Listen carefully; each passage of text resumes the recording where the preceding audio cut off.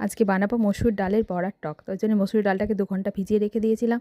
এবার একটা mixie jar নিয়ে নিয়েছি। এবার এটাতে লঙ্কা, লবণ, একটু মিষ্টি আর হলুদ দিয়ে বেটে নিলাম। এবার ওটাকে ডালটাকে ফাটিয়ে নিয়েছি। এবার এদিকে একটু তেঁতুল মানে পাকা তেঁতুল ভিজাতে দিয়ে দিয়েছি কড়াইয়ে। এবার ডালের বড়াগুলো করব, ওই জন্য কড়াইয়ে তেল দিয়ে এই যে বড়াগুলো ভালো করে দিয়ে দিচ্ছি। এবার বড়াগুলো তুলে দুবার হবে, একবার হয়ে গেল, আর একবার বড়াগুলো দেবো। এই যে আরেকবার দিয়ে দিয়েছি বড়াগুলো। এবার কী সুন্দর হয়েছে, তুলে নেব। তুলে নিয়েছি। এবার তেল দিলাম, তেলের মধ্যে একটু সর্ষে ফোড়ন আর শুকনো লঙ্কা, আর কিচ্ছু লাগবে না।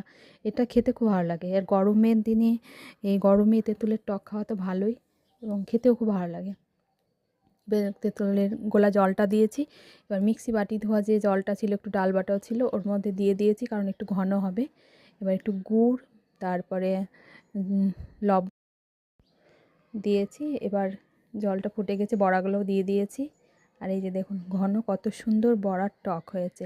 আর এই টকটা খেতে যা দারুণ লাগে না, দারুণ লাগে গরমের সময়। এই যে হয়ে গেছে কত সুন্দর বড়ার টক।